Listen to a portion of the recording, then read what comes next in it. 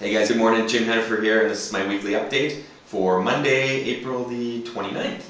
I'm going to talk today a little bit about a program that I've had access to for years that doesn't have too much of a foothold right now in Calgary's real estate market, but I'm a firm believer in staying one step ahead of the game. Program I'm going to talk about today a little bit is called Buyer Protection Plan. And as you know, right now in Calgary and surrounding areas, we're in the middle of a pretty red hot spring market. But this isn't this doesn't hold true for the rest of the markets throughout Canada. There's some pretty large urban centers right now that are experiencing some pretty sluggish sales and a drop in property values, mainly referring to Vancouver and Toronto. And this program that I'm going to talk about today is really starting to gain some steam out there.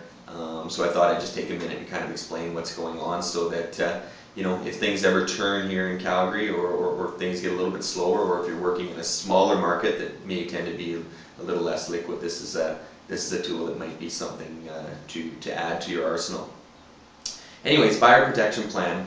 The way it works is um, it's meant to address a problem in a slower real estate market, and that problem being you have a lot of qualified buyers that are sitting around wanting to buy homes, but they're worried that that the value of the homes that they're looking at is going to drop in the near future. So as a result, they end up sitting on the fence, waiting to see what happens before they proceed with their purchase. So the way Buyer Protection Plan works is it allows agents to include a provision in the purchase contract, whether for the buyer or on the listing side of the contract, that basically guarantees the price that the buyer is purchasing at. What I mean by this is the provision would include a language that would allow a rebate to the buyer if it's determined that that property's value drops by a certain threshold or a certain amount within the first year after they purchase.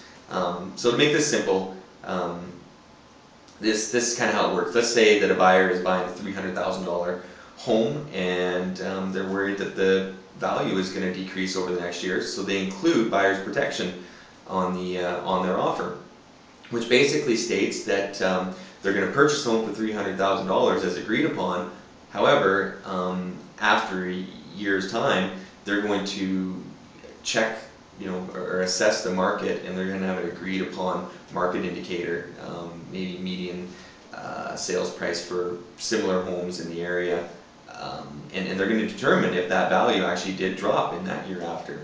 And what buyer's protection allows is it requires that the seller of the home actually put up to 5% of the purchase price into trust for the following year to provide to the buyer as a rebate if it's determined that the value of the home has dropped. So it's kind of an interesting program.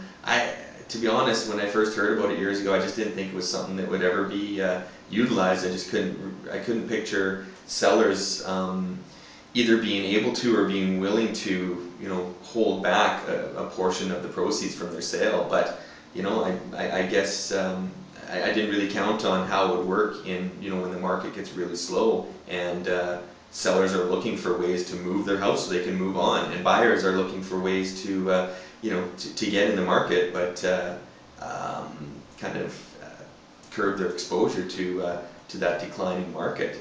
So that's the way it works.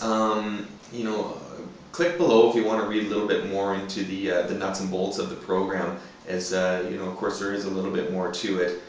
In order to utilize this program, you need to use a BPP, or Buyer Protection Plan Certified Lender, which is facilitated through a member of the Buyer Protection Program like myself, because there's a little bit of work to be done on the lending side, especially if it's an insured mortgage that's going through.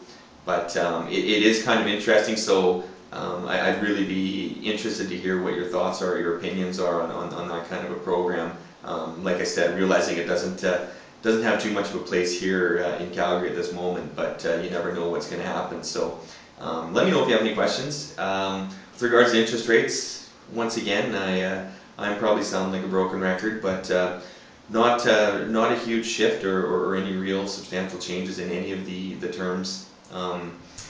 I'm actually seeing a little bit of bond pressure on the bond yield or the spread that would indicate we may even see rates get discounted a little bit more over the coming weeks. So I'll be sure to keep you in tune with that and let you know if we see another drop. But right now things are pretty much status quo: 2.79 for 5-year fixed, 3.69 for a 10-year fixed, and the variable rate is still sitting at that prime minus 40 basis points. So give me a call or send me an email if you guys have any questions, or if you have something you'd like me to address in one of my weekly updates. And I hope everyone has a great week, and I'll talk to you again.